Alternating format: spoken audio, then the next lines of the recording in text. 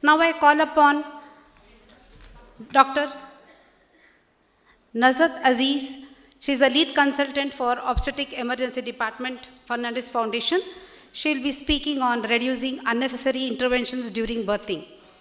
Dr. Nazat Aziz, she has an experience of 22 years in the field of obstetrics with special areas of interest in labor ward management and high-risk pregnancy, maternal near miss and maternal morbidity reduction project. She is also the coordinator with Perinatal Institute Birmingham, UK for the Growth Assessment Protocol project for reduction of stillbirth. One of her major projects has been the complete digitization of obstetric medical records for the hospital. She is currently working with the team on Growth Assessment Protocol, Maternal Early Warning Trigger Tool, Electronic Medical Records and Quality Indicators. She is also an advisory team member on few of the Government of India projects related to planning of labor suites, obstetric HDU ICU and midwifery. Over to you, ma'am. Thank you. A very good afternoon to each one of you, and a big thank you to the Government of Odisha as well as UNICEF, and to each one of you who were here, Meena specifically for this invitation. And the reason why I'm here is I think Meena was part of the conference where I had done a panel on reducing interventions, and they felt that I should do a similar talk. It was a funny talk, and I thought, how will I, get the attention of so many obstetricians over here just before lunch. So I thought I'll wear a color which would be very, very, put an obstetrician on an alert. So I thought meconium you can never miss. And I thought, let me choose this color for today. So I am going to talk about cost today, but I have nothing to do with the finances or the equipment that we use in labor. And the overview today is we are going to talk about interventions. The two talks which were given ahead of me were very important for a kind of a talk for this session. But we all are aware that we are having a huge amount of interventions, rising cesarean section, rising inductions, and there is a kind of a cost to the woman healthcare as well as to each one of us involved over here. I'm not going to talk about reducing cesarean sections or induction of labor, but all of us have, many of us obstetricians over here, have over a period of time, we are very experienced. We all know that these two major interventions are actually preceded by small interventions that occur throughout the journey of a woman. So what has happened is, and I just want to take you back to one story, we would have our woman after having a vaginal birth, they would be transferred out on a trolley across to the room until someone from outside came and asked, why are your woman being transferred onto a trolley? And we did not have the answer ourselves, but then it was something that some of the times, some rituals become routine and we find it very difficult to break them. So they have to be revisited again and again. The example of a cost being involved, and I just want to use a very simple kind of an analogy over here, that a woman who comes saying weakness and I'm having vomitings and you want to give her an IV fluid, just, one fluid. But if you go through the entire principles that you would use an IV set, you would use a Venflon, sometimes we fail to get, in one poke, we use a second Venflon, but then we go on, and suppose if she has a complication, like just for example shivering, we would use another medication. So if we take a look at the amount of investment or the cost that occurs in this entire journey, then we would find, just let's put an approximate amount of 1,000 rupees. But if we do it for 100 people, it is 100,000 rupees. So this is not only a harm being done by use of unnecessary intervention, but it's also very important to remember that we have to ask every step that we take in the physiological process of labor. And we talk only about low-risk women without any complications today. Many of the steps that we used to take or practices that we had in childbirth have been reviewed. They have had a lot of work done on them. And ACOG committee opinion on reducing interventions during labor and birth is very important landmark document that came in. And I'm going to use this as a reference for many of the scenarios that I come across. So the first scenario, or the woman that I'm going to take you through, is a low-risk woman, has no complication. She's come at 1 centimeter and she's complaining of pain. She's never had a childbirth education. She doesn't know. She's in a panic mode. She hasn't experienced this kind of pain before. So the first and the most important intervention that occurs, and this occurs in clinical practice, she comes from 10 kilometers away. She finds it difficult to come, and we all know about it, is that we admit them and admit earlier. So is there any rules for admission? Should we be admitting them at a certain point of time? Is there any harm if we do it early, or is there any harm if we do it very late? We don't want women to come in second stage of labor too, or have a birth on the way to the hospital. So there is a lot of evidence to say that the ideal time for admission would be somewhere around 4 or 5 centimeters. If the woman was admitted before that, then the amount of interventions increased automatically, the cesarean section rate increased automatically, and then if the admission was done after 4 centimeters, there was no effect. So these interventions remain the same. So it's very important for all of us to remember that. But you and I are concerned. If she goes home and then she comes back at 6 or 7 centimeters, and if I'm not able to hear the heartbeat, and that's our major concern. So those babies that are not growing well are the ones who cannot tolerate the stress of labor. So it's very important to keep a kind of a pathway in your hospital or in your practice where you would be on the lookout for small for gestational age babies, babies that are not growing, and then make sure that this baby is appropriately grown before we send them on. So what has been suggested? Suggested has been childbirth classes, because today when I talk to primary first-time mothers who come over here for birthing, then I tell them that it is very difficult to go through the process of labor without being aware of what's happening to you. And a woman who's had childbirth classes versus a woman who has not had childbirth classes, there's a huge amount of anxiety and panic that comes in. And whereas a woman who has attended childbirth classes are fully aware of what happens, what will be done, what is good for her and what is not. Support in labor is one of the most important interventions that has been found to be capable of bringing about change. There were 2 interventions in obstetrics. One is support in labor, and the second is the upright position that had a very huge impact on labor and progress. The remaining, all of them did not have. The kind of benefits that we get from support in labor, and India has referred to it, and Dr. Evita also did, are extremely huge, and I'm not going to read through each one of them, but it has been again and again suggested that you can have a support in form of either a family or your partner, or it can be a healthcare person. Healthcare person, we are midwives, but beyond that also there is a need for support, and the best can be from the family, but doulas have been found to be evaluated very importantly. We asked a group of women who had come to the conference at that time, and each one of them was similar, and I'm going to show you one example that how many, the majority of them would opt for having a family or a partner inside in the room while they are birthing, even including into the second stage. So this is a good study I felt that needed for all of us. Is what they have done is in Medicaid, that is an insurance company, they took a group of women who were supported by doula care and those who did not have, and they found that there was such a massive difference in the cesarean section rates, and then they put the cost together of all those reduced cesarean section rates and the reduced preterm births and said that doula care should be put as an intervention for reducing the cost which is involved in childbirth. So it's very important that we talk about it.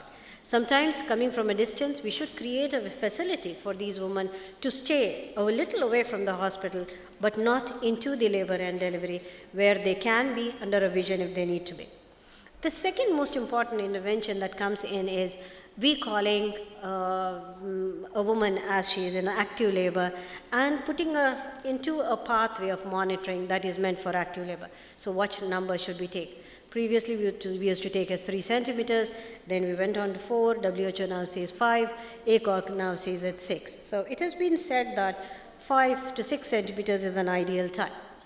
Has somebody evaluated that if I admitted a woman and started monitoring her from 3 centimeters, what's going to happen? Has somebody evaluated what happens to a woman if I admitted 6 centimeters and put her?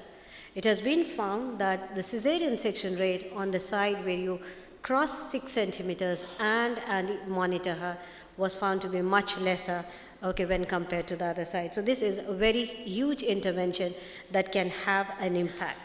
WHO came in 2018 with a positive birthing experience being given a very huge emphasis, 56 points to be recommendations as such. And you know, it is very difficult to make sure that all 56 are there, but we can start with one. Maybe we can do it in stepwise order and start working onto it. So do you have a partogram is the first question that this labor care guide brings about. The next one intervention that is very common is putting her onto a monitoring tool. So do tools matter? If I use a stethoscope, is it going to be different? If I use a CTG, is it going to be different? All of us are very worried because we don't want to have an intrapartum stillbirth, and I am similarly very, very worried. But then it has been found that if there is one-to-one monitoring, and midwives are going to provide you that, intelligent intermittent auscultation is good enough. But what is suggested, and I would really, put a huge emphasis on this, is to buy a good tool. The handheld Doppler has to be a good Doppler. It should not be something that batteries are not working, there is no current supply, I'm not able to use it. And imagine if I'm the mother and during the crucial time of second stage, your equipment is not able to hear my baby's heartbeat and the baby comes out flat, it's just not acceptable. So many of us are not certified, are we good at it? So I had done this certification course a few years back, and I found one of the best teaching tools that I have ever experimented. This is something that we can all create something for ourselves so that we teach our midwives and including our doctors who go ahead. The next intervention comes is vaginal examinations. Vaginal examinations are not only painful, not only difficult, not only disliked, but also that increased number of vaginal examination has a link with infections. Infections in the cesarean section, infections for the baby, infections for the episiotomy, infections for the perineal tract. So it has a very huge link that you have to remember that by lowering down the number of vaginal examination, by doing it when necessary, you will actually lower down the risk of infection, because any time infection will lead to a huge amount of morbidity, maybe mortality, and also will have cost implications for us. The next step that we go across for interventions when we talk about it is artificial rupture of membranes. I also have done my post-graduation in a public institute, and believe me, we wouldn't leave any woman without ARM, because we would feel that if I do it faster, she would deliver faster and I would get her bed faster. And that was the way. It was a kind of a conveyor belt that we used to have to 20 laboring beds, and we had to just make sure that we had to come, otherwise we would be doing their births on the floor. So we thought so.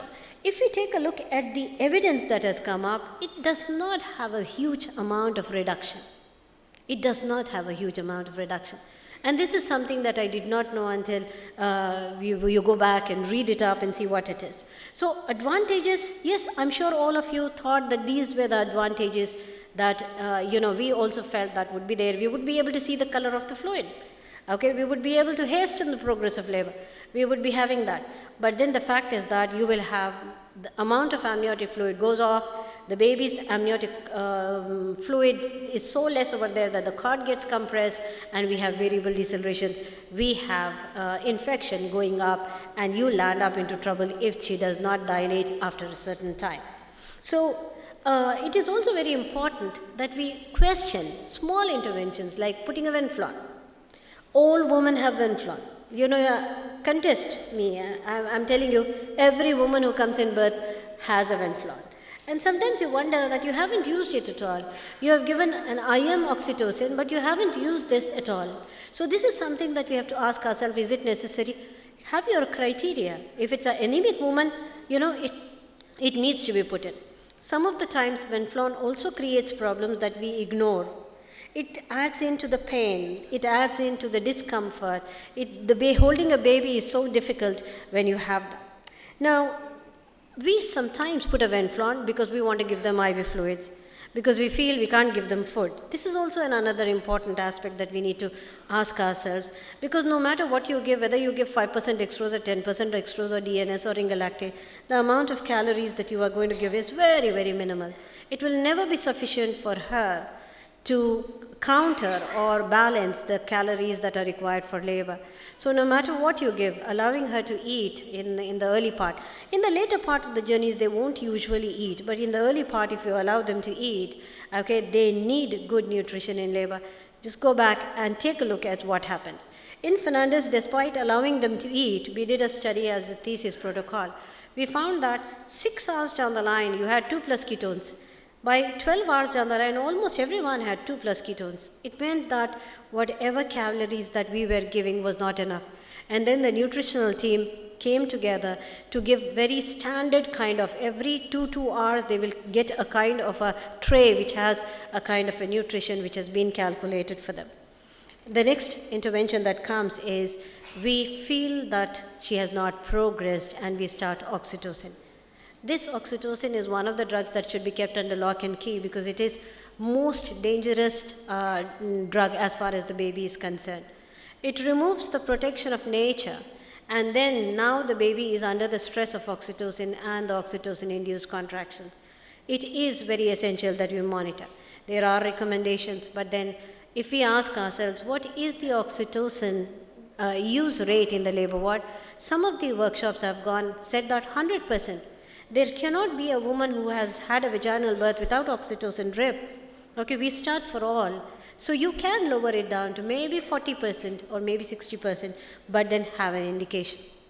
The next intervention comes for pain relief.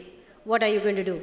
Indy spoke about, and Dr. Evita spoke about non-pharmacological method, but then we give injections, we do all the pharmacological methods, we give an epidural. So having a coping scale and having the ability to put down a system where we can allow a woman to cope with labor has to be a team training, all of us talking the same language. Mobility in labor, Indy spoke quite a lot about it, but again, just reinforcing the fact that it is one of the most effective tools as far as the outcomes of labor were concerned. Now, when we talk about mobility, you will not realize, but then just give a thought when you go back into the labor ward. There are many constraints that we obstetricians put them. It might be an IV line, it might be a CTG, it might be a stirrup, it might be a high bed that she can't climb down. It might be a very strange kind of a position that we have put her, or a BP apparatus which has been tied and kept and she can't remove and she can't go. So these interventions that I'm talking about are all very day-to-day interventions, and we all need to just go back and introspect and ask ourselves, is it necessary? Is it necessary? And if it is necessary, yes, use them. But if it is not necessary, can we lower them? The next one comes as antibiotics. For a vaginal birth, you don't need antibiotics. We are facing the problem of antibacterial and antibiotic resistance in a huge way. Would you like to put in a Foley's catheter? Is it necessary? Can she go to the washroom? Why can't she go to the washroom? Okay, she is not a sick person. These are the questions that we have to ask ourselves. She is fully dilated. What are the limits that 1 hour down the line, cesarean section is done. Okay, what are the limits that you have to be defining ourselves? So the limits have been changed in the WHO guidelines to 3 and 4 hours for primigravida and 2 and 3 hours for multigravida with and without epidural. But there is a change, and we need to just go back and then put it. The last point that I would like to is, would you like to, prevent an episiotomy? I was doing this talk, and one of the doctors over there said that, "Ma'am, I have to tell you something. And I said that I told the entire team that I don't want to have an episiotomy for my birth. And then when the baby was born, they gave me an episiotomy. I didn't even know. And later on, I was told you needed an episiotomy. I felt terrible about it. I couldn't do anything about it. And I thought, my God, what would have happened if it was me? So these are things that occur when we are birthing babies, and it doesn't. And I'm sure I must have done that many times. But then it's just a thought that came. Maybe, we could have given her maybe 2 more pushes and the baby would have come out, and then accepted that she did not. There was another time when a primi gravida delivered with an intact, and that entire hospital had never seen a primi gravida birthing with an intact perineum, a VBAC with an intact perineum, and it was such a surprise. They had never seen anything like that. But then that woman gets up and walks out so comfortably because she does not have a perineal wound. So I'm not going to go through birth positions, but then it is very, very important that we allow her the choice. I would like to end by saying that we all have a right to have an opinion about what we are doing. We have been doing it for years and years. We have had good outcomes. But we also have a responsibility to question them when there is evidence coming against their use. For example, enemas. For example, perineal shaving. It is very uncomfortable to think about this. So I would like to say that there is a huge area in labor and birthing which requires standardization.